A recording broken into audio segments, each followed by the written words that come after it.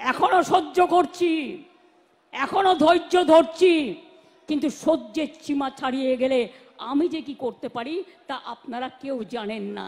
আজকে আপনারা জানেন গোটা পশ্চিমবঙ্গ জুড়ে 12 ঘন্টার বন্ধ ডাকা হয়েছিল এবং মানুষ সেইভাবে রাস্তায় বেরোয়নি। যান চলাচলের ব্যবস্থা করা হয়েছিল পুলিশ প্রশাসনের তরফ থেকে। বেছে বেছে বিজেপি কর্মীরা যারা রাস্তায় নেমেছিলেন তাদের অনেককেই ইতিমধ্যে গ্রেপ্তার করে নিয়েছে রাজ্য পুলিশ। এবং আপনারা জানেন যে তৃণমূল কংগ্রেসের একটি জনসভা ছিল, সেটিকে কিন্তু পুলিশ খুব সুষ্ঠুভাবেই অনুষ্ঠান করতে দিয়েছে। তৃণমূল ছাত্র পরিষদের প্রতিষ্ঠা দিবস হিসাবে অনেক দিন পর মমতা বন্দ্যোপাধ্যায় এবং অভিষেক বন্দ্যোপাধ্যায়ের দেখা মিলল। কিন্তু প্রশ্ন হচ্ছে, রাজ্যের মাননীয় মুখ্যমন্ত্রী মমতা বন্দ্যোপাধ্যায়ের অনেকটা বক্তব্য আমি শুনে সত্যি আপনাদের বলতে পারি যে কার্যত ভয় পেলাম। নিশ্চিতভাবে কার্যত ভয় পেলাম এই শব্দটা আপনাদের কাছে ব্যবহার করছি। আমাদেরই রাজ্য, আমাদের রাজ্যের গণতান্ত্রিকভাবে ইলেক্টেড হওয়া একজন মুখ্যমন্ত্রী, তিনি আরজি কর এবং তার পরের যা যা আন্দোলন চলছে তা নিয়ে বেশ কিছু বক্তব্য জানিয়েছেন। সেই সমস্ত বক্তব্যগুলো যদি আপনারা ভালো করে নিরীক্ষণ করেন, যদি আপনি শান্তিপ্রিয় মানুষ হন, যদি আপনি মনে করেন যে অশান্তির বিরুদ্ধে আওয়াজ তোলাটা গণতান্ত্রিক অধিকার হতে পারে, তাহলে আজকে রাজ্যের মাননীয় মুখ্যমন্ত্রী যা যা বক্তব্য বলেছেন সেটা ভয় ধরাতে পারে। কেন বললাম তার প্রমাণ নিশ্চিতভাবে দেব, প্রমাণ ছাড়া কথা বলি না। মুখ্যমন্ত্রী মমতা বন্দ্যোপাধ্যায়ের অনেক বক্তব্যগুলো নিয়ে ইতিমধ্যে শুধু পশ্চিমবঙ্গ নয়, গোটা দেশে মুখ্যমন্ত্রী মমতা বন্দ্যোপাধ্যায়ের এই বক্তব্যগুলো ভাইরাল হয়ে গিয়েছে। জোর আলোচনা চলছে যে একজন গণতান্ত্রিক নেতা বা নেত্রী হিসাবে কি করে এই ধরনের মন্তব্য করা যায়। তার মধ্যে আপনাদের শোনাবো সর্বপ্রথম যে মন্তব্যটা দিয়ে শুরু করব, সেটা সব থেকে বেশি আমাকে ভয়ে ভীত করেছে যে মুখ্যমন্ত্রী এবার কি কোথাও গিয়ে ডিসিশন নিচ্ছেন আর তিনি সহ্য করবেন না, সহ্যের সীমা পেরিয়ে গেছে, এবার তিনি বল প্রয়োগ করবেন। তার কারণ তাদের হাতে পুলিশ রয়েছে, তাদের হাতে প্রশাসন রয়েছে, তাদের হাতে অস্ত্র ভান্ডার রয়েছে। তাই এই আরজিকর কাণ্ড নিয়ে নিশ্চিতভাবে রাজনৈতিক নেতৃত্বরা তারা রাস্তায় নেমেছেন, কিন্তু আপনাদের মনে রাখতে হবে পশ্চিমবঙ্গের সাধারণ মানুষ এই মুহূর্তে রাস্তায়। গতকালের যে নবান্ন অভিযানের আন্দোলন ছিল সেখানে আপনারা ভুলক্রমেও একটা রাজনৈতিক দলের পতাকা দেখাতে পারবেন না। শুধু তাই নয়, সেখানে উপস্থিত কোনো ব্যক্তিদের এমন একটা বক্তব্য বলতে শুনবেন না যেটা সম্পূর্ণ রাজনৈতিক। সকলেই প্রায় দাবি করছিলেন নির্যাতিতার বিচার চাই এবং মুখ্যমন্ত্রী মমতা বন্দ্যোপাধ্যায়ের ইস্তফা চাই। কিন্তু রাজ্যের সেই সমস্ত সাধারণ মানুষ যখন রাস্তায় নেমেছেন, মুখ্যমন্ত্রী মমতা বন্দ্যোপাধ্যায় তখন কি বলছেন যে তাদের বিরুদ্ধে এবার প্রশাসন ব্যবস্থা নেবে? তাহলে কি যুদ্ধটা শুরুই হয়ে গেল? প্রশাসনের তরফ থেকে কি কার্যত মুখ্যমন্ত্রী মমতা বন্দ্যোপাধ্যায় অফিসিয়াল ঘোষণার আগে স্টেপে দাঁড়িয়ে রয়েছেন?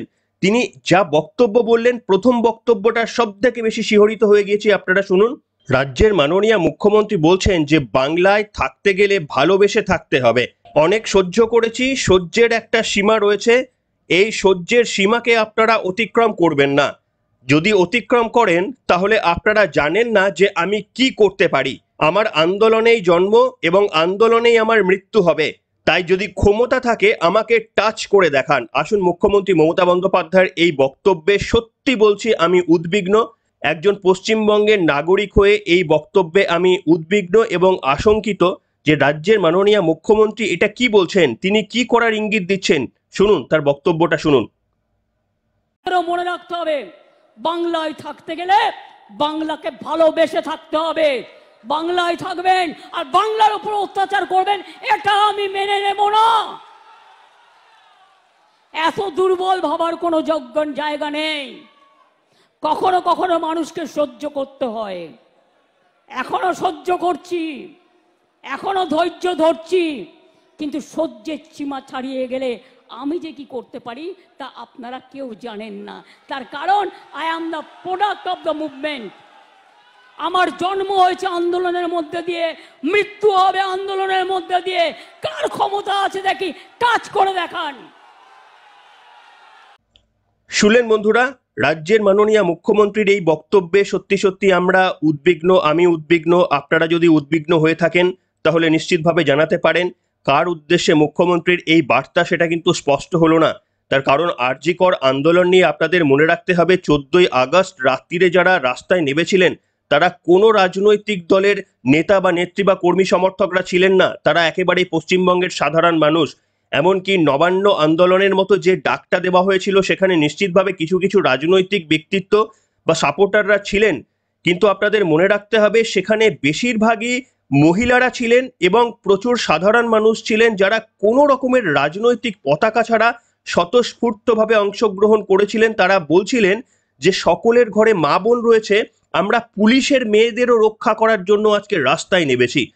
এই ধরনের বক্তব্য যখন তা বলা হচ্ছে, যখন সাধারণ মানুষ প্রতিবাদে রাস্তায় নামছেন, তখন মুখ্যমন্ত্রী মমতা বন্দ্যোপাধ্যায় বলছেন যে সহ্যের একটা সীমা রয়েছে, আমাকে সহ্যর সীমাটা অতিক্রম করাবেন না, তাহলে আমি কি করতে পারি সেটা আপনারা কল্পনা করতে পারবেন না। দেখুন, মুখ্যমন্ত্রী মমতা বন্দ্যোপাধ্যায় কি করতে পারেন জানি না আপনারা কতটা কল্পনা করতে পারছেন, নিজেদের মতো কল্পনা করতে পারেন, কিন্তু বিশ্বাস করুন আমি যেটা কল্পনা করছি সেটা তো আর বলা যাবে না, কিন্তু আমি যেটা কল্পনা করছি সেটা খুব একটা হয়তো সুখকর নয়। তাই নিশ্চিতভাবে রাজ্যের মাননীয় মুখ্যমন্ত্রী মমতা বন্দ্যোপাধ্যায়ের এই বক্তব্যে বেশ কিছুটা আশঙ্কিত আমি হলাম। তার কারণ যার হাতে ল অ্যান্ড অর্ডার রয়েছে, পুলিশ প্রশাসন যার হাতে রয়েছে, তিনি যদি এইভাবে বলেন পশ্চিমবঙ্গের সাধারণ মানুষের উদ্দেশ্যে, তিনি বিজেপি নেতৃত্ব বা সিপিএমএম নেতৃত্বের উদ্দেশ্যে এই কথা সরাসরি কোথাও বললেন বলে তো অন্তত উল্লেখ করলেন না, তাহলে কি সাধারণ মানুষ যারা প্রোটেস্ট করছেন তাদের বিরুদ্ধে মুখ্যমন্ত্রী কি বিদ্রোহ ঘোষণা করলেন নাকি? বলতে পারবো না। আপনাদের শুনে যেটুকু মনে হলো বা পুরো বক্তব্যটা আপনারা শুনবেন, একটা পর্বের মধ্যে পুরো বক্তব্যটা তো শোনানো সম্ভব নয়, এছাড়াও আরো একটা বক্তব্য শোনাবো। এটাই শেষ বক্তব্য নয়, এরকম অনেকগুলো বক্তব্য বলেছেন যার মধ্যে বেশ কিছু আশঙ্কা তৈরি হয়ে গিয়েছে। আরো একটা বক্তব্য আজকের পর্বেই শোনাবো। সেটা মুখ্যমন্ত্রী বলছেন যে যখন ক্ষমতায় এসেছিলাম তখন ডাক দিয়েছিলাম বদলা নয় বদল চাই, কিন্তু এখন আর ওটা বলছি না, এখন কি বলছি সেটা আপনারা বুঝে নিন বলে ছাত্র সমাজের দিকে মুখ্যমন্ত্রী ইঙ্গিত করছেন। অর্থাৎ মুখ্যমন্ত্রী যে বলতেন বদলা নয় বদল চাই, এইটা থেকে তিনি সরে এসেছেন। এই আরজি কর প্রোটেস্ট নিয়ে সাধারণ মানুষের যে রাস্তায় নাবা স্বতঃস্ফূর্তভাবে, তার প্রতিক্রিয়া হিসাবে মুখ্যমন্ত্রী বলছেন তিনি কিন্তু বদলা নয় বদল চাই, অর্থাৎ বদলা যে তিনি চান না সেটা তিনি বলতে চাইছেন না, তার মানে তিনি বদলা চাইছেন কোথাও গিয়ে, এটাই ছাত্র সমাজের কাছে বার্তা দিচ্ছেন। যদিও পরক্ষণে তিনি বলছেন যে না, আমি কোনো অশান্তি চাই না, আমি শান্তি শৃঙ্খল ভাবেই চাই, কিন্তু মনে রাখতে হবে যে ফোঁস করতে মানা নেই, কামড়াতে বারণ করেছি কিন্তু ফোঁস করতে মানা নেই। এবং এটা শুনে বিজেপি নেতৃত্বরা বলতে শুরু করেছেন যে মুখ্যমন্ত্রী সরাসরি হুঁশিয়ারি দিচ্ছেন এবং মুখ্যমন্ত্রী সরাসরি প্ররোচনা দিচ্ছেন। কিন্তু মুখ্যমন্ত্রী কি বলেছিলেন যেটা নিয়ে সত্যি সত্যি আরো একবার আশঙ্কার জায়গা তৈরি হলো, সেটা আপনারা শুনুন আরো একবার। অনেক গালাগালি দিয়েছেন, অনেক অসম্মান করেছেন, আমি অনেক ভেবেছি, কিন্তু আমি ভেবে দেখলাম যে এদের বিরুদ্ধে আমি কোনোদিনও বদলা নিইনি। আমরা বলেছিলাম বদল চাই, বদলা নয়। আজ বলছি ও কথা নয়, আজ বলছি যেটা করার দরকার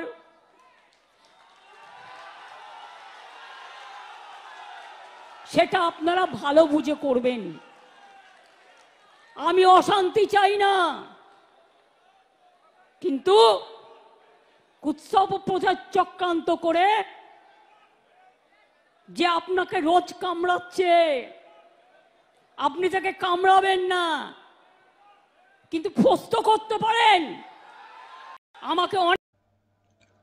শুনলেন বন্ধুরা, একটা শান্ত রাজ্য, সেখানে আরজি করের মতো একটা ঘটনা, এবং পশ্চিমবঙ্গে এর আগে যা যা ঘটনা ঘটে গিয়েছে, যা যা ধর্ষণের ঘটনা, মুখ্যমন্ত্রী কামদুনি নিয়ে কিছু বলার চেষ্টা করছিলেন, বলছিলেন যে কামদুনি নিয়ে তো আমরা অনেক চেষ্টা করেছি, কিন্তু আসল সত্যি হলো আমরা যেটা জানি, কামদুনির ওই বোনকে যেভাবে নির্যাতন করে মেরে ফেলা হলো, পা চিড়ে মেরে ফেলা হলো, তারপরেও কিন্তু কামদুনির যারা অভিযুক্ত তারা বেকসুর খালাস পেয়ে গিয়েছেন, কারণ আমাদের এই রাজ্যের তদন্তকারীরা এমন কোনো সবুত বা প্রমাণ দিতে পারেননি যেখান থেকে তাদের ফাঁসির সাজাপ্রাপ্ত আসামিরাও কিন্তু এই মুহূর্তে বাড়িতে বসে রয়েছেন।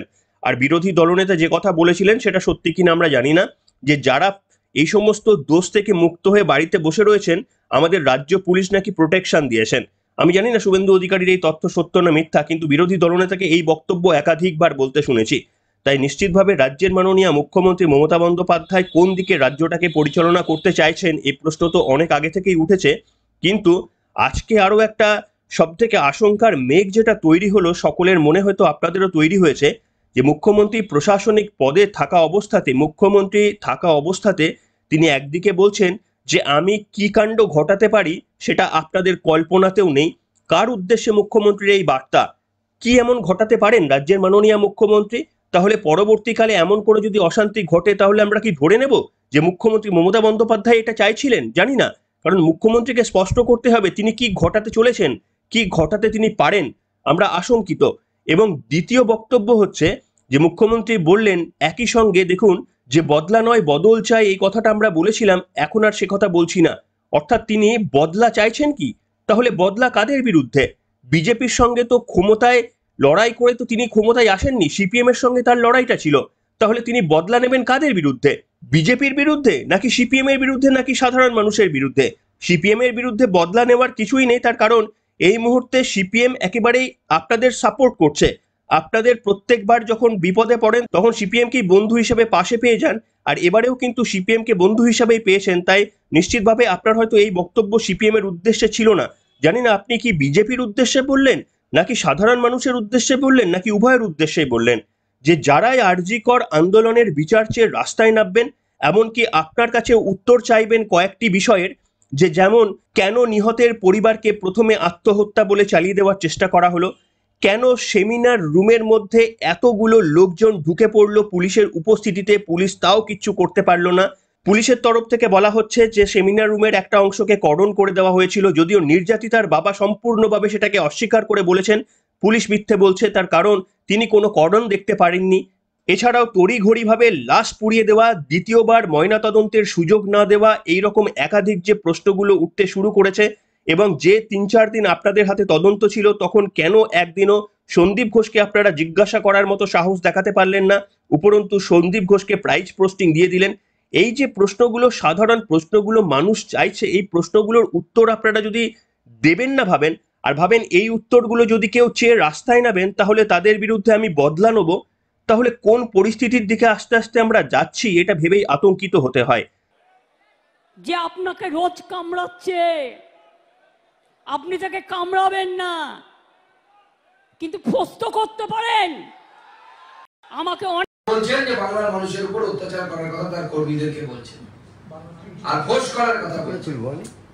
কবি হয়তো কবি সুকুমার রায় হয়তো এনার কথা ভেবেই অতীতে লিখে গেছিলেন, সেই সাপ জ্যান্ত গোটা দুই আনত, সেই সাপ জ্যান্ত গোটা দুই আনত। বাংলাতে দুজনই সাপ এখন আছে, দেখতে পাচ্ছি আমরা। তবে তাদের জন্য কি ট্রিটমেন্ট হবে, জনগণ কি ট্রিটমেন্ট করবে সেটাও কিন্তু বলে গেছেন কবি। তেরে মেরে ডান্ডা করে দিই ঠান্ডা।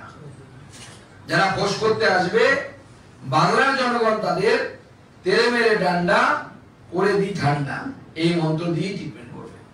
সে মাননীয় মুখ্যমন্ত্রীকে বলতে চাই, যতই ফোর্স করুন আপনি আর আপনার ভাইপো মিলে দুই জ্যান্ত সাপ, বাংলার জনগণ কিন্তু তৈরি হয়ে আছে আপনাদেরকে মারার জন্য, গণতান্ত্রিক ভাবে, আপনার গুন্ডাদের মতো না, গণতান্ত্রিক ভাবে মারার জন্য তৈরি হয়ে আছে। রাজ্যের মাননীয় মুখ্যমন্ত্রীকে এতটা রাশ আলগা কোনোদিন হতে দেখিনি। বিভিন্ন আন্দোলন হয়েছে, প্রতিবাদ হয়েছে, কোথাও গিয়ে মনে হয়েছে যে কন্ট্রোলটা বোধহয় মুখ্যমন্ত্রী মমতা বন্দ্যোপাধ্যায় তার হাতেই রয়েছে। কিন্তু বিগত কয়েকদিন ধরেই এই নিয়ে দ্বিতীয়বার আমি শুনলাম যে ক্ষমতা থাকলে আমার গায়ে হাত দিয়ে দেখাও। এই প্রশ্নটা আমাকে আরো বেশি উদ্বিগ্ন করেছে যে কেন মুখ্যমন্ত্রী বারবার তাকে গায়ে হাত দেওয়ার কথা বলছে। তিনি প্রথম কথা একজন সম্মানীয় মহিলা, দ্বিতীয় কথা তিনি আমাদের মুখ্যমন্ত্রী। কিভাবে বা কেউ কেন তার গায়ে হাত দেবে? তিনি কি আশঙ্কা করছেন যে কেউ তাকে অ্যাটাক করতে পারেন? তিনি কি ভাবছেন কেউ তার গায়ে হাত দিতে পারেন? কে তারা? মুখ্যমন্ত্রী মমতা বন্দ্যোপাধ্যায়ের তো পুলিশে কমপ্লেন করা উচিত, বা আমার মনে হয় পুলিশের স্বতঃপ্রণোদিতভাবে একটা মামলা করা উচিত যে কে মুখ্যমন্ত্রীর গায়ে হাত দিতে চাইছেন, কে নাশকতার ছক করছেন। এটা তো একটা বড় ব্যাপার। তার কারণ আমরা আর যা চাই, রাজ্যের সম্মানীয় মুখ্যমন্ত্রী মমতা বন্দ্যোপাধ্যায়কে কেউ অনৈতিকভাবে আঘাত করবেন এটা কিন্তু কোনোভাবে সমর্থন করি না। তাহলে মুখ্যমন্ত্রী এই ভয় পাচ্ছেন, এটা কি নিছকই একটা ভয়? এটা কি আতঙ্ক থেকে মুখ্যমন্ত্রী কথা বলছেন? এটা কি ফ্লয়েডিয়ান স্লিপ, নাকি মুখ্যমন্ত্রী কোথাও গিয়ে সত্যি তার কাছে কোনো ইনফরমেশন রয়েছে, সত্যি তার কাছে কোনো বক্তব্য রয়েছে? তিনি তো পুলিশ মন্ত্রী, তিনি তো তদন্ত করতে পারেন, তিনি তো প্রশাসনকে বলতে পারেন যাদের বিরুদ্ধে তার এই সন্দেহ তাদের বিরুদ্ধে আগাম সতর্কতামূলক ব্যবস্থা নিতে পারেন। কিন্তু প্রশ্ন হচ্ছে যে সেই ব্যবস্থা না করে বারবার মুখ্যমন্ত্রী বলছেন আমার গায়ে হাত দিয়ে দেখাও। কেন আপনার কেউ গায়ে হাত দিতে যাবে? নিশ্চিতভাবে আপনার গায়ে হাত দেওয়ার কেউ চেষ্টাও করবে না, আর যদি চেষ্টা করে তাহলে গোটা পশ্চিমবঙ্গবাসী আবারও রাস্তায় হয়তো নামবে। কেন আপনার কেউ গায়ে হাত দিতে যাবে? আপনার কাছে তথ্য থাকলে আপনি পুলিশের কাছে দিন, নাকি এটা আমরা ধরে নেব যে আপনি ভয় পেয়ে গেছেন? এই যে চারিদিকে ঘটনা ঘটছে, পশ্চিমবঙ্গের সাধারণ মানুষ, বিশেষ করে মা বোনেরা যারা এককালে আপনাদের ভোটার হিসাবে থাকতো, তারা রাস্তায় নেমে প্রতিবাদ চাইছেন, আপনার পদত্যাগ দাবি করছেন। আপনি কি এই সমস্ত বিষয়গুলো দেখে ভয় পেয়ে গিয়েছেন? আপনি যদি ভয় পেয়ে যান তাহলে পশ্চিমবঙ্গবাসীর জন্য কিন্তু একটা মারাত্মক ভয়ের কারণ। তার কারণ, কোনো ব্যক্তি যদি ভয়ে থাকেন সে সঠিক সিদ্ধান্ত নিতে পারেন না। তাই পুলিশ প্রশাসন যেহেতু আপনার হাতে রয়েছে, আপনি আশা করি সঠিক সিদ্ধান্ত নেবেন, সঠিক বিচক্ষণতাকে প্রয়োগ করে আপনি ব্যবস্থা নেবেন। যে ধরনের আপনি বক্তব্য রাখলেন, এগুলো পশ্চিমবঙ্গের মানুষকে আশঙ্কিত করছে। আশা করছি আপনি কোনো একটা ক্লারিফিকেশন দেবেন যে এই বক্তব্যটা আপনার কাদের উদ্দেশ্য ছিল। বিজেপির উদ্দেশ্যে, দুষ্কৃতীদের উদ্দেশ্যে, পশ্চিমবঙ্গের সাধারণ মানুষের উদ্দেশ্যে? কার উদ্দেশ্যে আপনার এই বদলের ইঙ্গিত, বদলা নেওয়ার ইঙ্গিত? এটা কিন্তু পরিষ্কার হলো না। যাই হোক, আপনারা লিখে জানাবেন রাজ্যের মাননীয় মুখ্যমন্ত্রী মমতা বন্দ্যোপাধ্যায়ের বক্তব্য নিয়ে আপনাদের কি মনে হলো, নিশ্চিতভাবে লিখে জানাবেন। তবে কেউ অসম্মানজনক মন্তব্য করবেন না। এখনকার মতো এখানে শেষ করলাম।